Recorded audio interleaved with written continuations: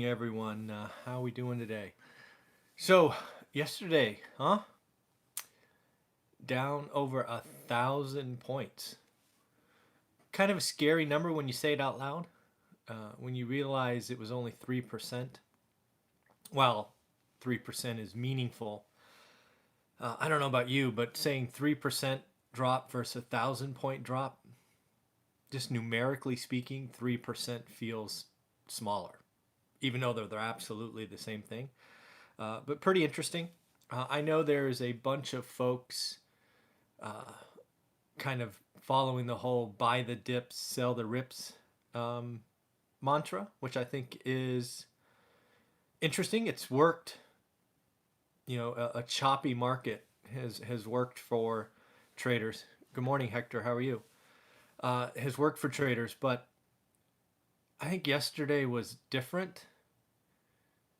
I think yesterday we saw kind of realization that there are some sectors of the U.S. economy that are not immune to what's going on in the rest of the world currently. There's also an increasing fear that this virus will jump the water and scale quickly in the U.S. But we'll talk about that at another time. What I saw yesterday was finally a realization from folks who were just overly optimistic that for some reason we were going to miss this. Uh, Hi, good, awesome. Be well in Seoul, by the way. Lots of stuff going on there. So what I think happened yesterday, again yesterday U.S. time, was we saw travel industry, airlines, hotels, cruise ships or cruise companies, right? They took a hit. Many of the ones I saw were down nearly double digits, which again I think makes sense. Um, you have cancellations going on. You have less travel being booked. You really have a fundamental shift in consumer behavior going on. So discretionary travel to much of the world at this point, right? Because Europe and Italy has been hit now, is probably going to stop, right? And I'm also starting to see changes in consumer behaviors. Thank you. Consumer behavior in the U.S. I want to ask all of you a question. Are you starting to change your behavior at all? Are you going to less restaurants? Are you going to the mall less? Are you avoiding crowds because what we hear going on? All these people that are talking about the U.S. is not going to be impacted by what's going on in China aren't asking themselves the right question, in my opinion. What you have to realize is what we should be tracking is consumer behavior or consumer sentiment. And I'm already starting to see on the edges in California, the Bay Area specifically, where there's just less, right? The mall was less busy over the weekend. Restaurants are less busy. Um, Frankly, I was at a Warriors game Tuesday, I think it was. No, Sunday. And it was less crowded. Now, of course, they're terrible this year. But again, I've been to lots of games all year, and they've been terrible all year. Uh, so we'll see. I'll go to a game on Thursday and see if it's the same thing. But I want to know if the consumer, if you personally or people around you are talking about it, because I think the consumer change is bigger than we thought. Next up is we have a supply and a demand problem with what's going on in China and Europe now. Um, we have entire companies shutting down, right? So it is, yeah, exactly. Your wife, yeah, exactly. It's consumer behavior is changing, and we have to watch that because that affects the economy, right? The world economy. I think I'm back. Sorry about that. My Wi-Fi kicked me off for some reason. So what we need to realize is we have supply demand problems with China, and okay, let's see. Tell me what you see out there. Maybe it's just a California thing. Who knows? That's why I like doing these things because I get to hear what's going around the U.S. and more and more views from around the world. So shout out anybody watching this not in the U.S.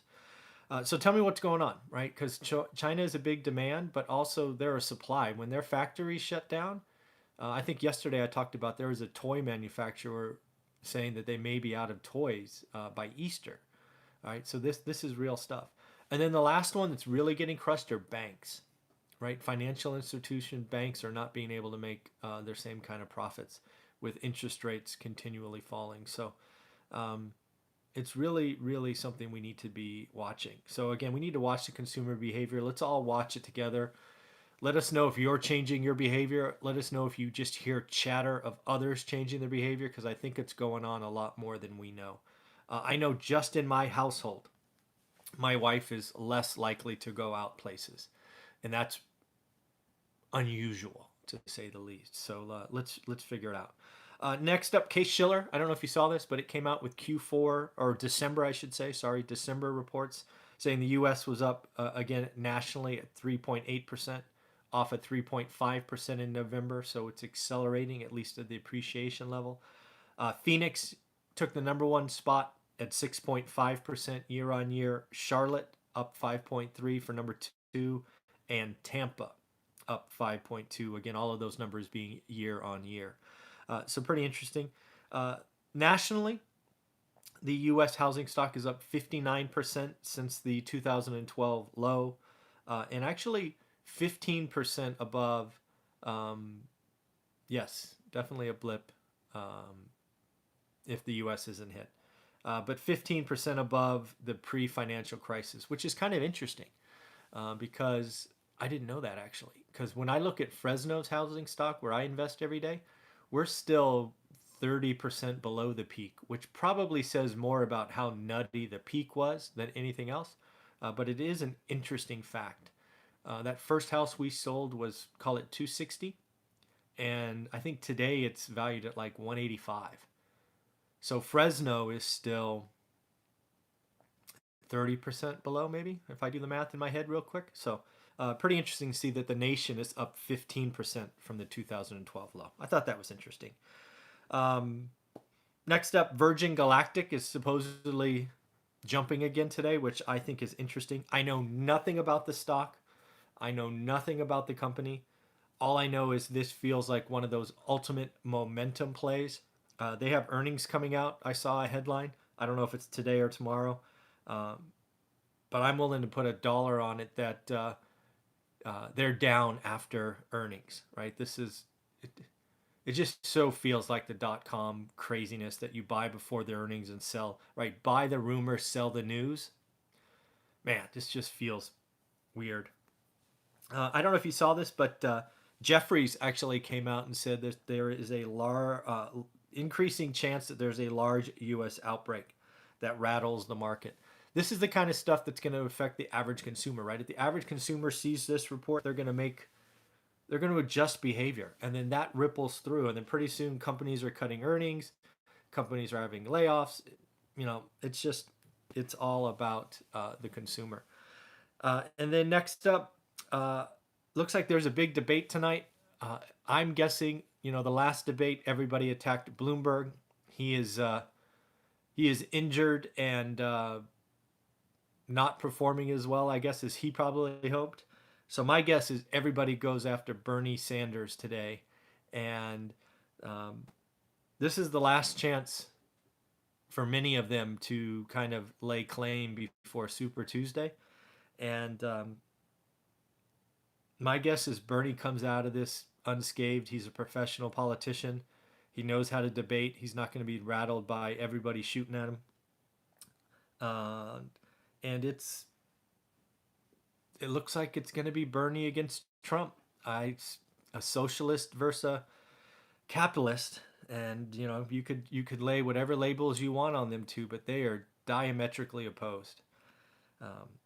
I certainly wish there was a central, and we weren't so extreme in this country. But some of the policies I've seen put out, just anti-capitalism, anti-American. Terrible. Next up, I don't know if you saw this, but Expedia just announced it's laying off 12% of its workforce. What I found interesting is I thought this might be related to the virus. for some reason, right? Less travel, all that, less hotels. They're getting ahead of the game.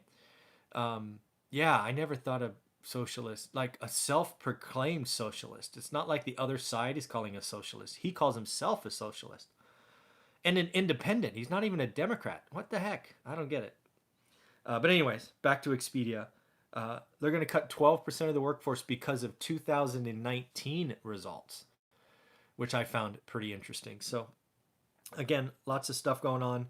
Um, it's going to be interesting to watch the consumer behavior. And then the last article I read before I came up to do this recording was someone that proposed a question is 2 million enough to feel rich? If you followed me for any length of time, you probably know by now, I think that's the wrong question. Historically speaking, everybody said they wanted to be a millionaire and, all of that nonsense. But it's really not about your net worth. It's about two other things, I believe. First, it's about your spending habits, right? Is it Johnny Depp, the guy who made hundreds of millions of dollars and blew it all in like 5 years? Some actor, right? And of course, we know all about this young sports folks. So, pretty crazy. Yes, it's about freedom. So, I propose we don't talk net worth unless you're a billionaire or something where you fundamentally really can't spend that much, which very few people will ever be. It's about, first off, it's about your spending, right? You've got to ratchet it back, and you've got to live below your means. I know people that make less than 50 grand a year that are wildly happy because they're spending 20 grand a year. I know several sales reps in my old profession that routinely made over $500,000 that were living paycheck to paycheck or on borrowed time. So it's not about your net worth, because you can outspend your net worth. We're all going to live much longer than past generations. So let's talk about reducing expenses, living below your means, and if you can, have passive income exceed your expenses. There's freedom, right? That's what I think the magic is. I am personally making a lot less than I used to when I had a W-2, but I've lived below my means for such a long time that I live below it still today. And I wake up every day and do things that I like to do, such as this daily video. So in the end, let's stop talking about net worth. Let's talk about our spending, and let's talk about freedom, meaning, passive income greater than expenses. That's what it is for me. So in the end, remember, tell me what's going on in your area. Tell me what's going on with consumers, because that's what I want to track. Cost of capital is going way down, right? Record low interest rates and expected to go lower. So if you want to refi, now's the time. So in the end, have a wonderful day, and we are going to talk to you tomorrow. Take care. Bye.